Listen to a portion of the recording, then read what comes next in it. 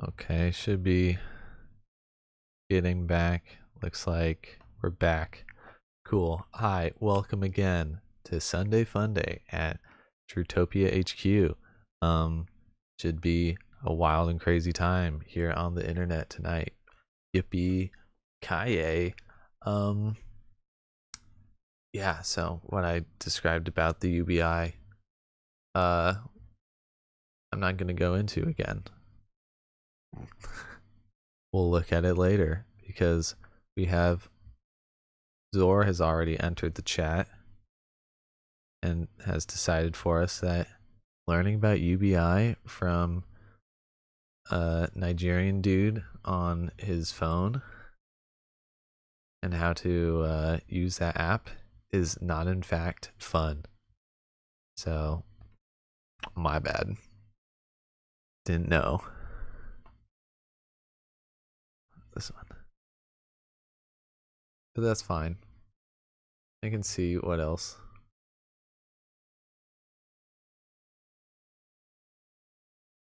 Is in here. Be like XQC react to anime. Does he actually react to just like full episodes of anime? It's a silly person.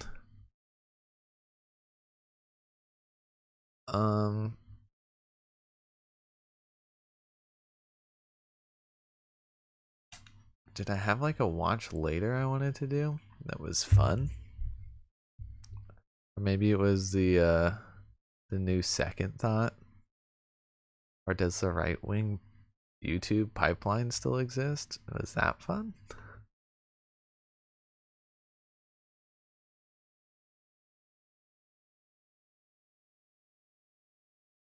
Or just watching Hassan content. That's honestly my fun.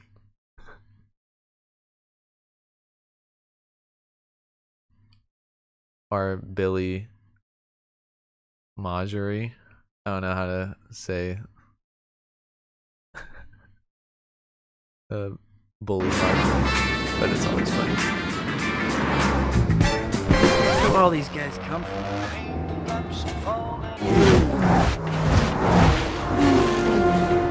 Tally ho.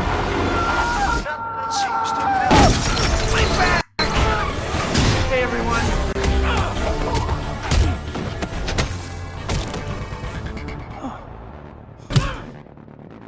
You got any nuts?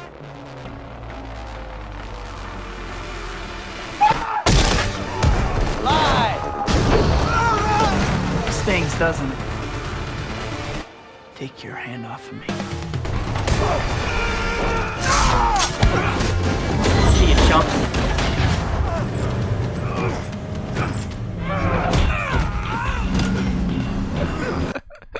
You guys don't want to watch Bully Marjorie with me? You guys are fake friends, honestly. What the fuck? Fine. This one's not even, the funny ones are the Family Feud ones, and I watched that at my lunch earlier today. So, whatever. Watch Amaranth. That's a fun. It's a Sunday Fun Day activity. All right. Well, whatever, guys. Fine. I'll just ignore you and do what I come here every day to do then. And watch boring stuff until you guys go to sleep. That's what I'm here for, okay? I bring you the sleeper content that you need.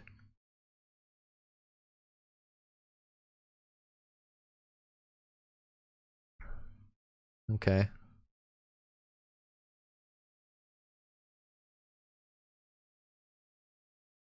Let's watch some SciShow, okay? Everyone likes learning.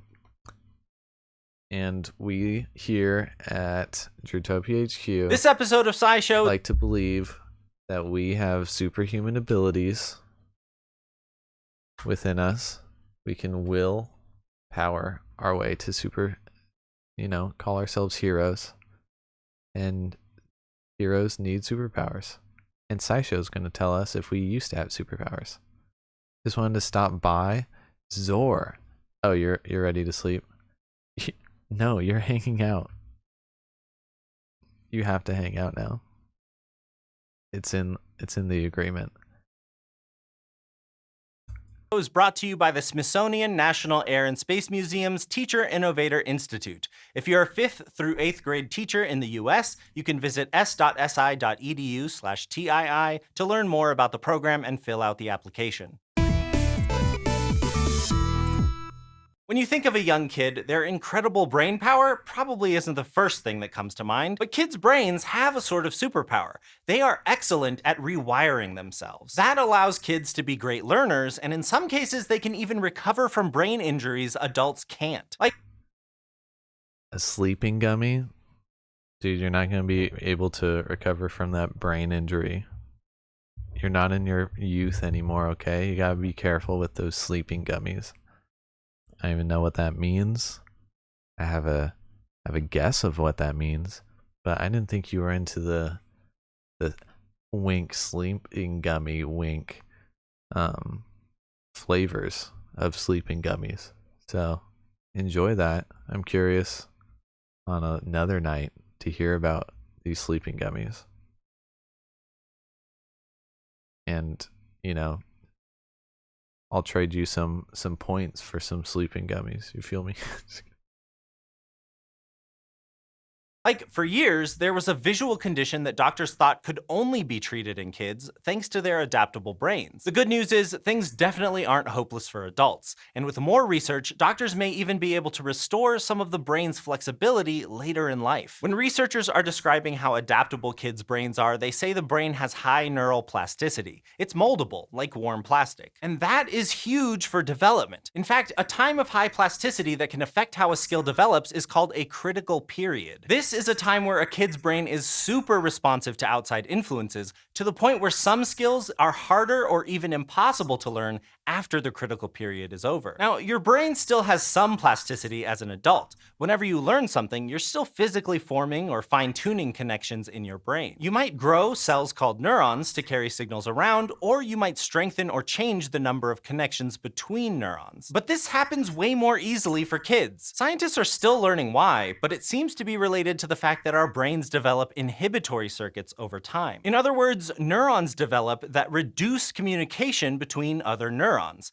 and a chemical called GABA is often involved, but we'll come back to that later. Now, all this isn't bad. Inhibition is an important part of brain function. But as our brains develop, it means that the way we learn does as well. Now, not every brain region develops at the same time, so there are different critical periods for different skills. One that stood out to scientists was the critical period for vision. Like sometimes a kid is born with or develops a weakness in one eye. For instance, their vision in that eye might just be worse. That can be treated with glasses, but if it isn't caught in time, the kid's brain may try to compensate for the weaker eye. Their brain's visual cortex will start ignoring signals from that eye and relying on input from the stronger one. This condition is called amblyopia, and it's effectively vision loss or impairment in one eye driven by your brain. In a way, it's caused because kids' brains are so adaptable. In that time of high plasticity, the brain rewires itself. But on the flip side, if amblyopia is caught while someone is still in that critical period, it's also straightforward to treat. A doctor might have someone wear an eye patch over their stronger eye, essentially forcing their brain to use the input from the weaker eye while the visual cortex is still flexible. In fact, you lose so much flexibility after the critical period closes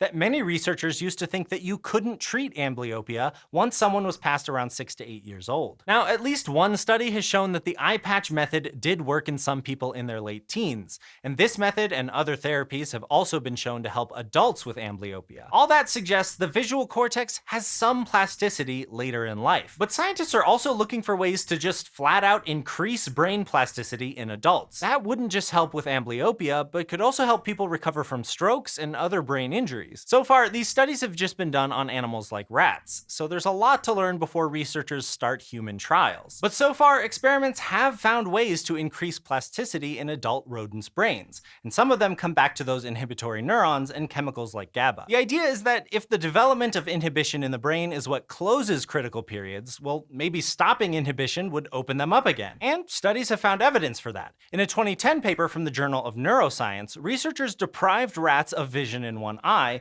basically trying to create something like amblyopia. Then they took 4 of the rats and used a drug to reduce GABA activity in their visual cortices. Another 4 rats got saline injections as a control. After that, the team tested how much the Okay, rats' where's the brains had changed superpower? in response to their simulated amblyopia. And the results were encouraging. In the rats that got saline, their brains didn't change. They were using both eyes equally. But in rats where the scientists had reduced GABA, their brains adapted and were favoring the stronger eye. This suggested that reducing GABA made their visual cortices more plastic, like what you'd find in a younger rat. That said, there is a catch. Other research has found that some chemicals that reduce GABA can also cause seizures. So until we learn that this treatment would be safe, it isn't ready to test in humans. But research is ongoing, and scientists are also exploring ways to affect inhibition without messing with GABA. Because on their own, the plasticity adult brains already have is amazing. It allows us to keep learning, growing, and sometimes healing throughout our lives. But if we could tap into that extra adaptability our brains had as kids, well, that would mean some amazing things for medicine. Now, if you're a teacher who And maybe for me, learning a second language. That would be really nice, because I hear that kids can learn languages way better than me, and I'm a bit jealous about that reality. works with kids and their superpowered brains, check out today's sponsor, the Smithsonian National Air and Space Museum's Teacher Innovator Institute. The Teacher Innovator Institute is an all-expense paid consecutive knowledge from museum educators and work with other teachers with the goal of using aerospace science, history, and technology to shape your ideas about authentic learning and ways That to was bring kind of a informal bummer title. It says, your brain once had a superpower, could you get it back? And they didn't really explore that second question very much, which was like the whole draw to it. Okay. The truth behind birds aren't real. Been wanting to see this. Gonna turn off my light though. The drones? I mean, you don't really believe that that happened, correct? Honestly, it's kind of offensive. We do not find this to be a humorous issue. Are you serious? Yeah, I'm dead serious. I guess if we're looking at numbers, I'm gonna be learning about grifting.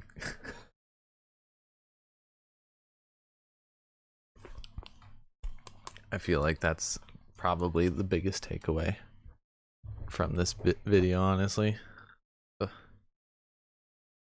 there's like TikTok and Reddit and Instagram and all that. Probably 2 million people that follow us. But, you know, movements don't just exist on the internet. They exist in the real world. This is just shrouded in darkness for me. It feels like we're at the end of a chapter. I was basically playing a character much of my life. Right now I'm just traveling the country in this van, ready to go make a stand. We're part of a movement that believes that every single bird in the skies is a robot. It's always beautiful to get to talk to someone and see the little spark that lights up in their eyes when they understand the truth for the first time, you know?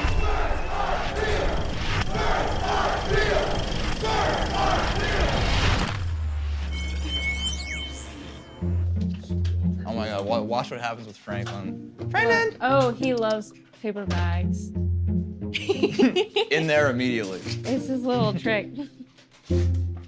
The day I met Peter was like the craziest day of my life, actually. He like just started talking about all this crazy stuff and he was just sitting with the Birds Aren't Real poster. He was just like so serious too. Like he was so serious holding this sign and we were just like, what is this guy doing?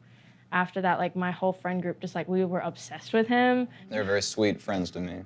It was just weird because it was like a day that like notably changed all of our lives.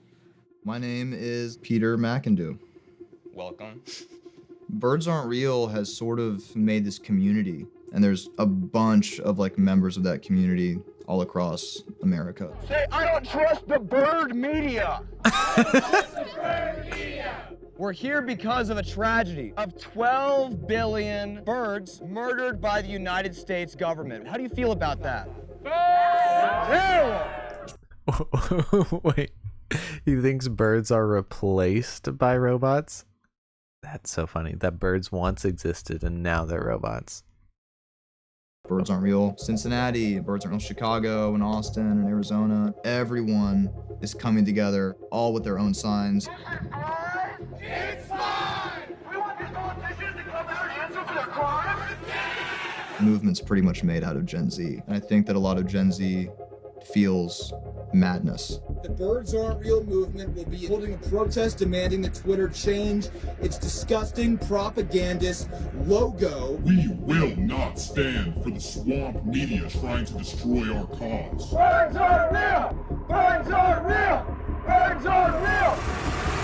Maybe you've seen the billboard near the Highland Strip or heard the story on Wednesdays Live at 9. A campaign called Birds Are Not Real brings its efforts to the Mid-South. From 1959.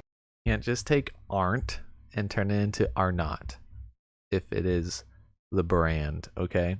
Like the TV show, the best damn sports show period, that was on ESPN or something. You can't just be like,